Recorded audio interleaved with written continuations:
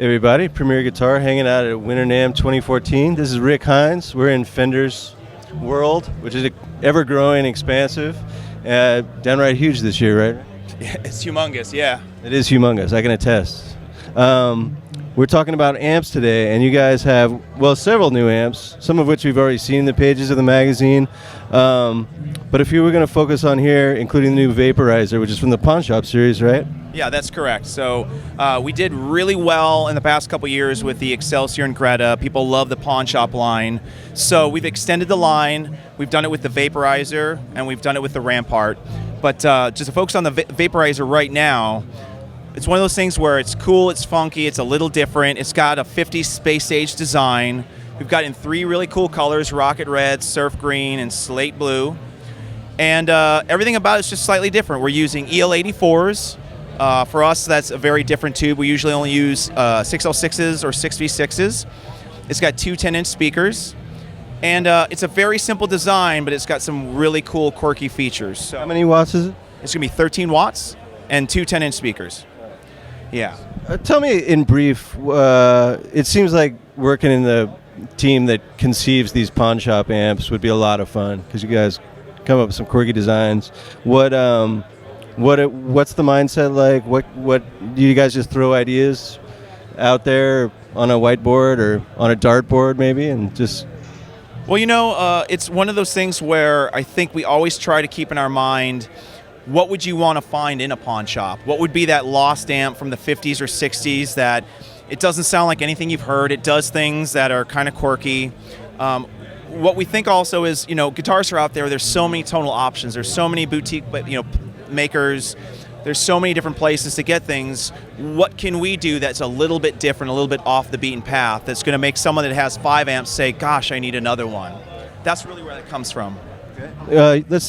Let's look at some of the features here. Okay. They are few in number, but make big impact, I gather. Yeah, well, you know, like you said, simple. We've got a volume, tone, and reverb. Those all, you know, function normally. You've got a normal and bright input. So if you've got a guitar with humbuckers, you might choose the bright side.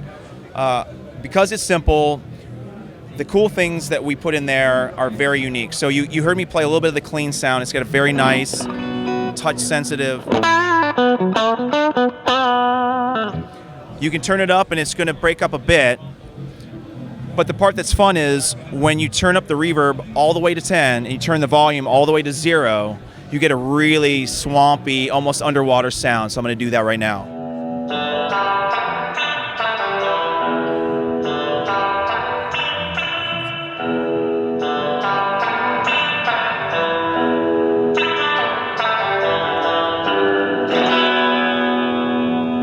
People have been asking what the Vaporizer switch is. So when I hit this switch, in essence, it's going to bypass the volume and the tone controls, and everything's going to be on 10. So by doing that, the amp has no negative feedback, and because of that and being so touch sensitive, you get this really wild sound. So I'm going to hit the switch, and then you'll see how that sounds.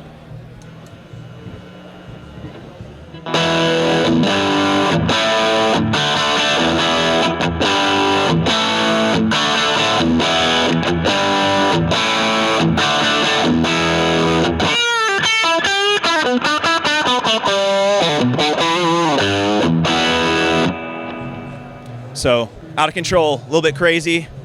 All you need, kind of. Pretty much. What's this going to cost? Street price is going to be right around $399. So, really great deal for what you're getting. All tube, you know, real reverb in there, and something that most guitarists just don't have right now. Okay, we're going to move on to something a little bit more classic here, but a very new take on, one of the classics, huh? Absolutely. Since Fender's been around, one of those amps that everyone seems to feel is the go-to is a 57 Deluxe amp, in tweed, obviously. Those have been on countless albums, and people love the way that they sound, how dynamic they are.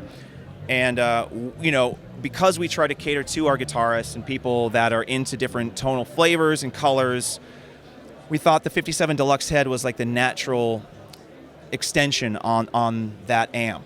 So now you've got all the great things about a Fender's 57 Deluxe in that it's hand-wired in Corona, California. We're using Mercury magnetics transformers. We're pulling out all the stops like we normally do, but we're giving people options. So if someone wants maybe a more aggressive modern sound, they can use a different cabinet. We're actually using a Hot Rod Deluxe cabinet with a Celestion speaker. And because it's closed back, it's actually going to have a much more low end and be fatter and fuller sounding than possibly an open back with a different speaker. What other combinations have you worked with, and what kind of feel do various combinations have? What have you enjoyed tinkering with over the development of this thing? Well, honestly, one of the speakers that I really enjoyed listening to with this was a Celestion Greenback. That speaker has the right amount of breakup, and it works really nicely with the 57 Deluxe. So you have a really good bark to it. I think sometimes for people, they feel that these amps have kind of a loose low end. So what they might do is, I've known people that use Alnico Blue speakers in there. It's a nice tight low end, and every time you do that, that's a huge factor into the tone of an amp.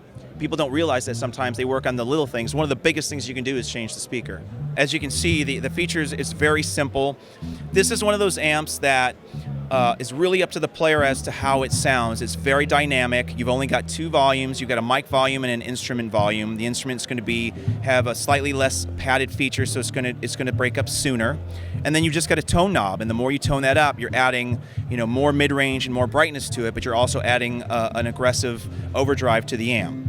It does have 4 inputs, and some people have been known to actually jumper between the first and second channel, and they'll blend the two together to get the sound that they like. All right, cool. Let's hear some sounds then.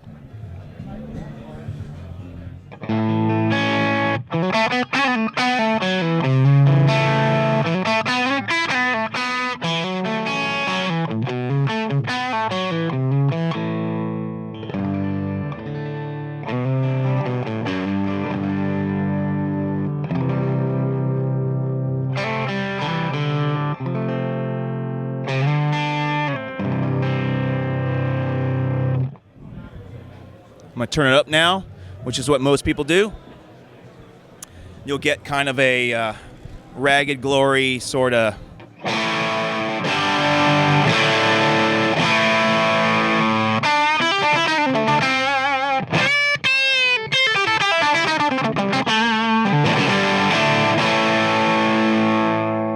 And then you roll back the volume.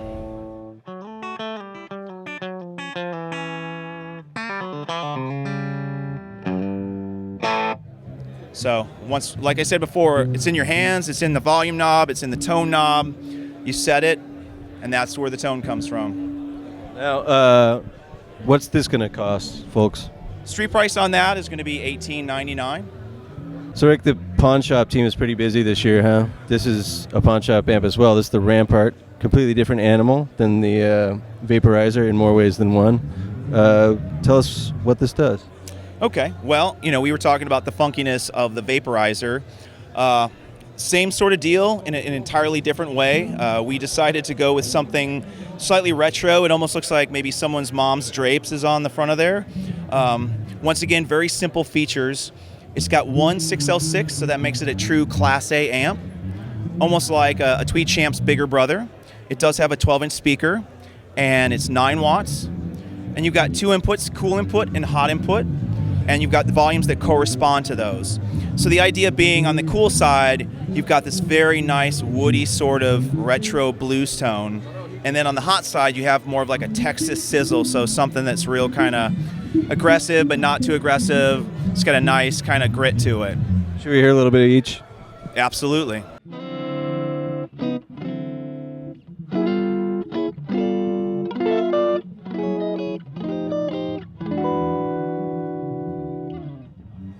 Now I'm going to go ahead and go on the hot side.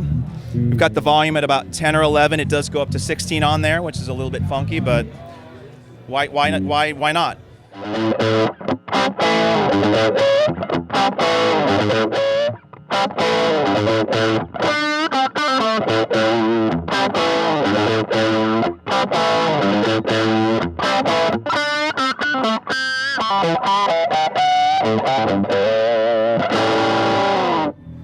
Grandmother's drapes never sounded so angry. It's probably true. Calling from the grave. Yeah, I think the amp sounds a little pissed off, but in the best possible way.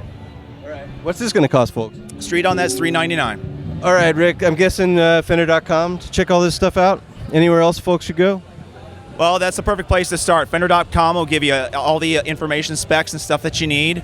But you know, they're out. Vaporizer are just arriving in stores, and the Rampart is out there right now. So I'd say you probably need to get out to the store and try it for yourself, so you can really hear how it sounds. Thanks, Rick. Thank you. Go have some fun, folks. Signing off from NAMM 2014 for Premier Guitar.